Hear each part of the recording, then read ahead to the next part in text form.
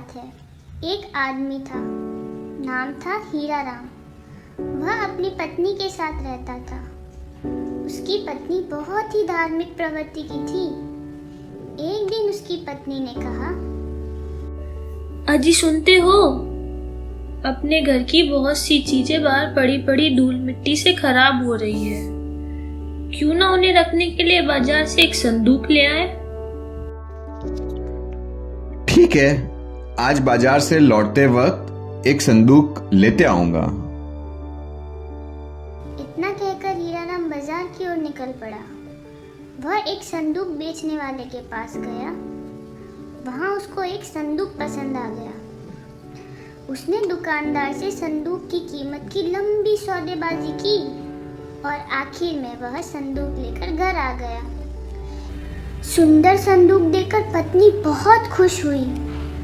घर का सामान रखने के लिए उसने संदूक खोला और देखा कि संदूक में तो एक थैली थी। अजी, संदूक में ये कैसी थैली है? आप और क्या लेके आए हो बाजार से?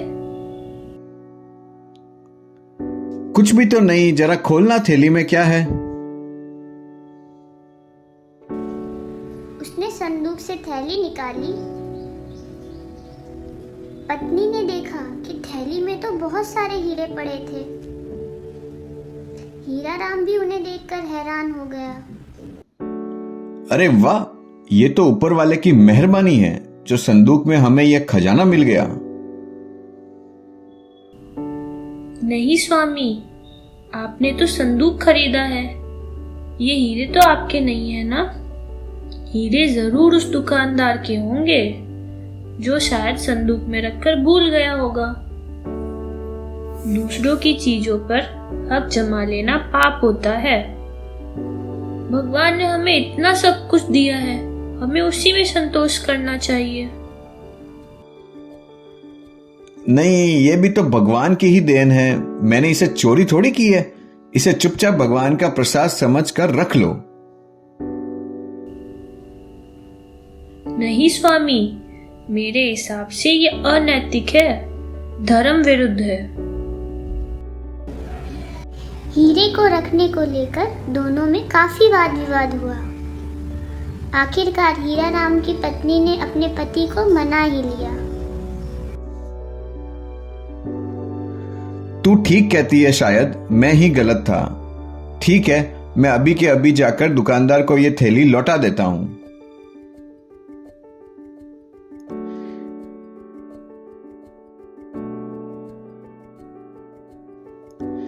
सेठ जी, ये आपकी थैली है, इसमें हीरे हैं। शायद आप मेरे संदूक में रखकर भूल गए थे। हीराराम की ईमानदारी देखकर दुकानदार बहुत खुश हुआ। उसने अपने जीवन में इतना ईमानदार आदमी कभी नहीं देखा था। हाँ भाई, ये थैली मेरी है। मैं कब से परेशान हूँ।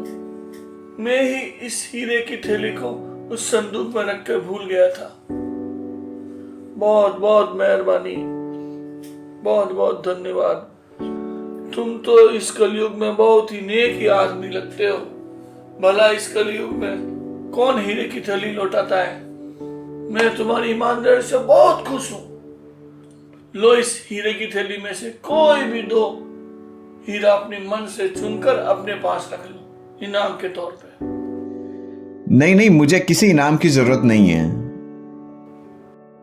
अरे भाई, मैं तुम्हारी ईमानदारी से खुश होकर खुशी से दे रहा हूं, रख लो। बहुत कीमती हीरे हैं ये। नहीं नहीं, मुझे किसी इनाम की जरूरत नहीं है। नहीं सेठ जी, मुझे नहीं चाहिए। काफी देर दोनों में बातचीत हुई। उसके बाद हीराराम ने हंसते हुए कहा, सेठ जी, बुरा न मानो तो एक बात कहूं। कहो, जरूर कहो।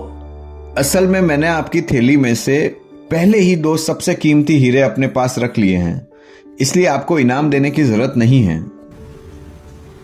हीराराम की बात सुनकर दुकानदार को पहले तो बहुत गुस्सा आया।